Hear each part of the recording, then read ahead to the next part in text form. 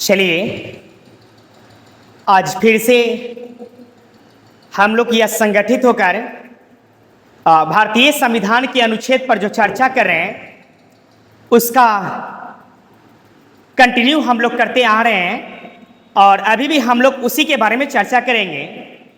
लेकिन इससे पहले देख लीजिए कि आज का जो अपना टॉपिक है, इन टॉपिक का नाम है भारतीय संविधान में उच्च न्यायालय, यानी उच्च न्यायालय के बारे में उसे पढ़ना है। सुनने में कितना अच्छा लगता है कि भारत लोकतंत्र है और भारत में उच्च न्यायालय है, सर्वोच्च न्यायालय है और हर व्यक्ति को अधिकार देने के लिए इन संस्थाओं का निर्माण किया गया है। लेकिन सही रास्ता, सही मार्गदर्शन और सही न्याय का अभाव आज भी हमारे देश से नहीं मिल पा रहे हैं। नहीं मिलने के पीछे भी रीजन होता है कि लोग इनके बारे में जानते ही नहीं है, अपने अधिकार के बारे में नहीं जानते हैं। पूंजीपति इसको दबाते जा रहे हैं, अमीर लोग उसको दबाते जा रहे हैं, सही जानकारी नहीं मिल पाता है। और कहने का मतलब है इन्हीं अंधकार को दूर करने के लिए ये सृष्टि परिवार आपको लगातार भारतीय संविधान के अनुच्छेद बताने की कोशिश कर रहे हैं, जिससे हमारे समाज में जो अंधकार है उस अंधकार से मैं दूर लाऊं, उन लोगों को लाऊं जो लोग अपने अधिकार को नहीं जान पा रहे, अपनी आवश्यकताओं को नहीं पूरा कर पा रहे, मैं उनको न्याय दिला पाऊं। इन्हीं सब बातों को जानते हुए आज मैं भारत के उच्च न्यायालय के बारे में बात करूंगा।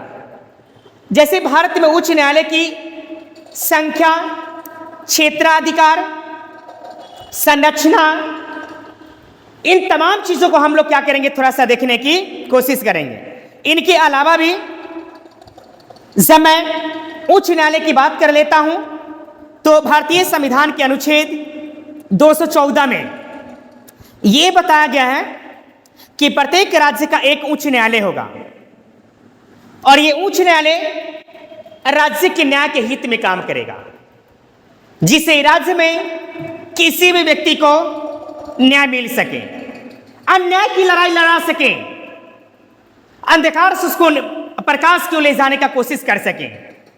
और ये सिर्फ ये कानून व्यवस्था के द्वारा ही संभव हो सकता है, अन्यथा ये संभव होने वाला नहीं है। चलिए जरा हम एक नजर डालते हैं कि भारतीय समाज में जो राज्य बनाए गए हैं उन राज्यों में उच्च न्यायालय की स्थापना की गई है, जिनकी चर्चा भारतीय संविधान 214 से 237 के बीच में करते हैं। जरा एक एक अनुच्छेद में देखते हैं कि उच्च न्यायालय के लिए जो प्रबंध किया गया है उसमें क्या क्या बताने की कोशिश किया जा रहा है। 214 में देख लीजिए, राज्य के लिए उच्च न्यायालय होगा।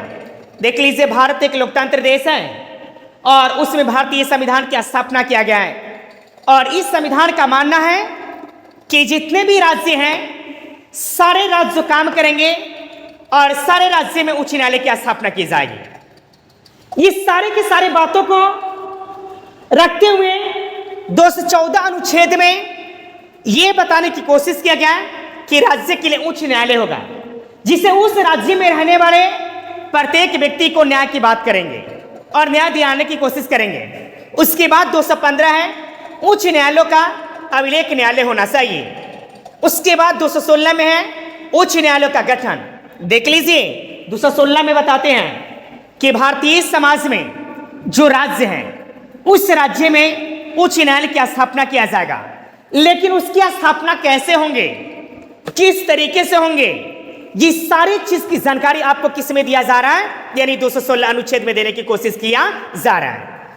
217 में देख लीजिए, उच्च न्यायालय के न्यायाधीश की नियुक्ति और उसके पद की शर्तें। जो उच्च न्यायालय की स्थापना की जाती हैं उनमें कोई हो जाते हैं, न्यायाधीश की नियुक्ति की जाती है, उनके पद की बात किए जाते हैं, उसकी शर्तें की बात किए जाते हैं। वो 217 आपको जनाने की कोशिश कराते हैं। 218 में उच्चतम न्यायालय से संबंधित कुछ उपबंधों का उच्च न्यायालय में लागू होना। देख लो, कहने का मतलब है कि देश में कानून तो मिलता है लेकिन एक पर एक जजमेंट देने वाले संस्था का निर्माण किया गया है।